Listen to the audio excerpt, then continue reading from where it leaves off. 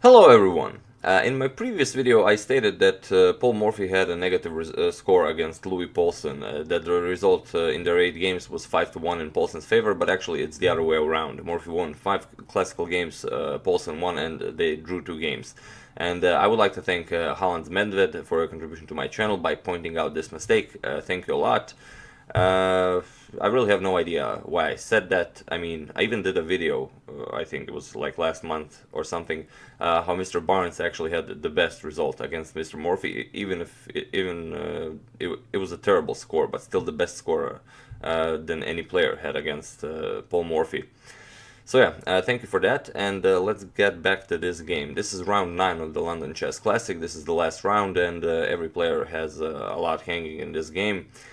Carlsen, for example, has to win this game to win the entire Grand Chess Tour.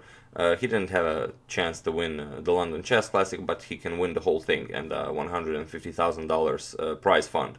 And Arjan, he had a fantastic 2017. He definitely wants to win this game, to improve the standings. This is the final tournament he's playing in 2017, and he has the white pieces. Carlsen had a pretty bad beat yesterday against Nepo, and having to play against Aronian with the black pieces the next day is definitely not something enjoyable, especially when this is like the 4th day now that Carlsen is sick, and you can really see he's sick. He's like barely doing the interviews. So okay, Aronian has the white pieces and he plays d4. We have e6 by Carlsen, the Horowitz defense, knight to f3, c5, g3, c captures on d4, knight captures on d4, and queen to b6. Bishop to g2, now bishop to c5 with a double attack on the knight, e3, d5 now, and queen to g4, attacking the g7 pawn, and there are a couple of ways Carlsen can deal with this. In the game, Carlsen played bishop to f8, but I think probably king to f8 is a better move, or even g6, but he thought that Aronian definitely had something prepared, that he didn't have anything in store for bishop to f8. So bishop to f8, Aronian castles, knight to f6 with a tempo on the queen, queen e2, e5 now, and here Aronian played queen to b5 check, offering a trade of queens. If he didn't do this, he could play something like knight b3, and then after bishop g4, f3, bishop d7, c4, going for that center, and after queen to a6, it would be a pretty fun game, but then again it would be a whole different game. After e5, queen to b5 check, Carlsen blocked bishop d7, and now queen captures on b6. A captures on b6, and the queens are off the board. Knight b3, getting the knight out of the way, knight c6, bishop to d2 now, and bishop to d6. And Carlsen said that when he played this bishop to d6 that he felt terrible, that he felt it was a really bad move.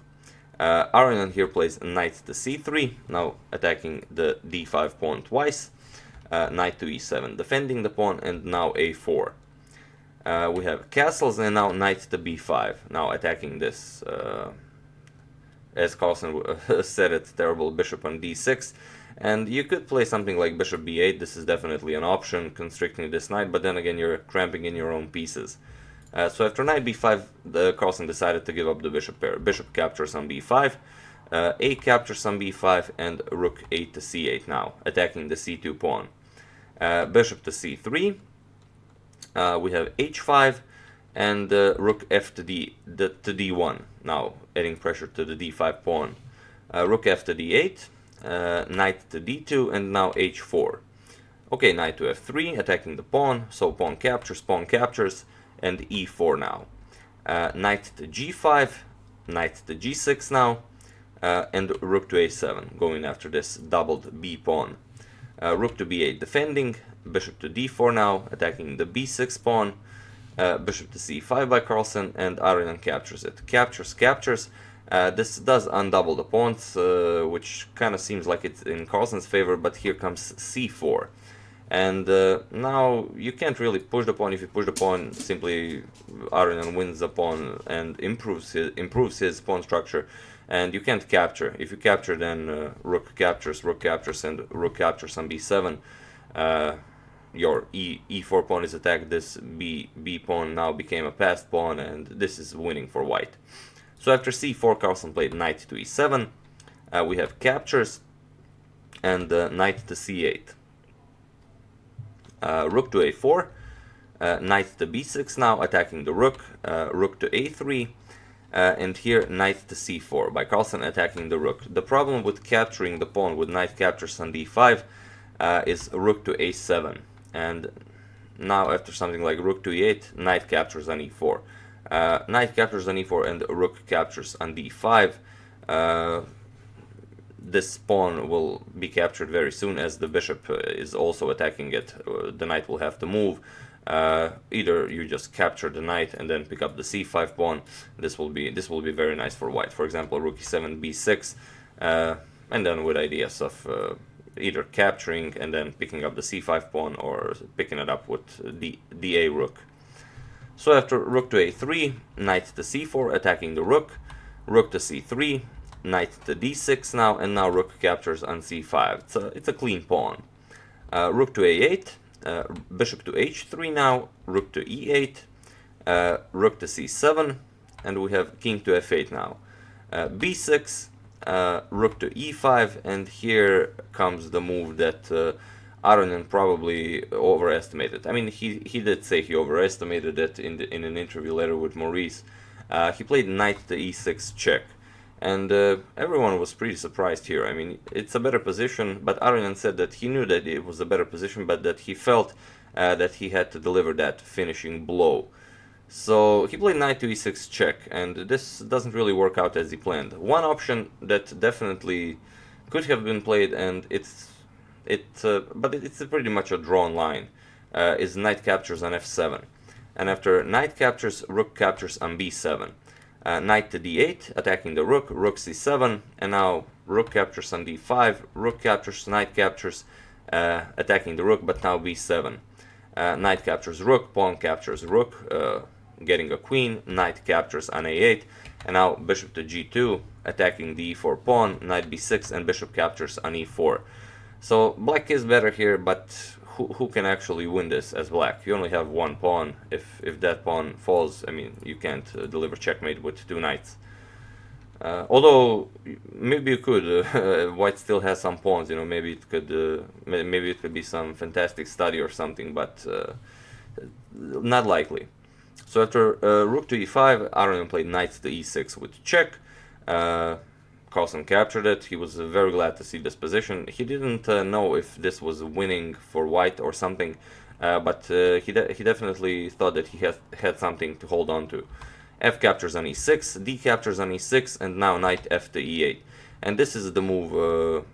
This is the move Aronen probably missed. He thought that after he recaptured that he will have threats against the d6 knight, but now comes and you can't even. If you capture the knight, simply knight captures this rook, not this rook. This pawn will never become a passer. So after rook to d7, rook to a5, b4 now, rook a to d5, rook to a1, rook to b5 again, rook to a8, but now rook captures on b6, and this is this is a very important pawn that Aronen just lost. Bishop to g4, rook to d5, king to g2, rook captures on b4, Carlsen grabs another pawn, rook to a1, rook b to b5, bishop to e2 now, and there's very little Aronen can do here. It's simply a much better position for Carlsen now. Rook to b2, attacking the bishop, bishop g4 now, rook d to d2, going for the f2 pawn, king to h3, now rook captures, king to h4, and now rook to h2 check, and this is over. If you try something like, for example, bishop to h3, okay, bishop to h3 was played, but now comes g5, and now you have to play something like king to h5 and give up the bishop. If you play something like knight to g4, then comes knight to f6 check. Again, you have to capture here, and then you lose the rook. Pawn captures, king is now blocking the queening square. Rook to a8, threatening to promote, but now knight to f7, checking the king and also covering the queening square. So after king h4, rook bd2, now the pawn is gonna fall, and it's game over. So after g5, Arjan played king h5, Carlsen now grabs a piece, king to g6, now rook to f2, e7 check, king to g8, and here Arjan tries one more idea, rook captures on d6, and you can't capture rook, but this was okay, it was another opportunity for Carlsen maybe to blunder. If knight captures, then rook to a8 check, knight to c8, rook captures c8, rook f8, and e captures f8 with queen, and this is checkmate. But after rook captures on d6, simply rook to h7 by Carlsen, and in this position 11 Arjan resigned the game, and Carlsen won the Grand Chess Tour. There's no point in continuing this position after something like rook to b6, simply rook checks, king h5, now king to f7, threatening knight f6 check, but you can't really do anything about this, rook a5, knight f6 check. If you go king h6, then rook to h2 is checkmate. If you don't, you have to capture the knight, rook captures, and now you're simply down the rook and the pawn. It's you know, no point in continuing this. So okay, after rook to h7, Arjan resigned the game, and once again, a very nice game by Carlsen. Although, as Yasser said it, this is more of a Arjan loss than it is a Carlsen win. But after that bad beat against Nepo yesterday, definitely a nice turnaround. So yeah, that's the game. I do hope you enjoyed it. I will probably cover some more games from the London Chess Classic. Still waiting for Caruana's game against Michael Adams to finish to see who actually won the London Chess Classic. So yeah, until that happens, I would like to thank Timothy Mikaladze for a contribution to my channel. Thank you a lot, I really appreciate it. And a special video for the end of this video. I received a thank you video from Luka Jovic, the winner of the Champion Chess Set, the main prize of my 50,000 subscribers giveaway. So here it is. I will let you guys see it. It's very short, less than a minute. So here it is.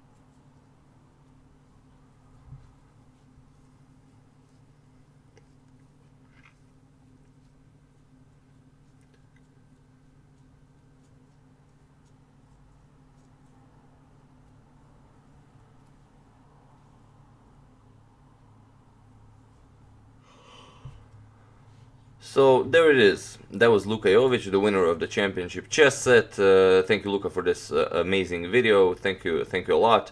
I hope you really enjoyed the chess set. And for those of you who want to challenge Luka on Lichess, I will put his username in the description below because you really can't see it on that piece of paper. So yeah, thank you all for watching. As usual, you can check 2 of my previous videos here. I already said thank you all for watching, but I will see you soon.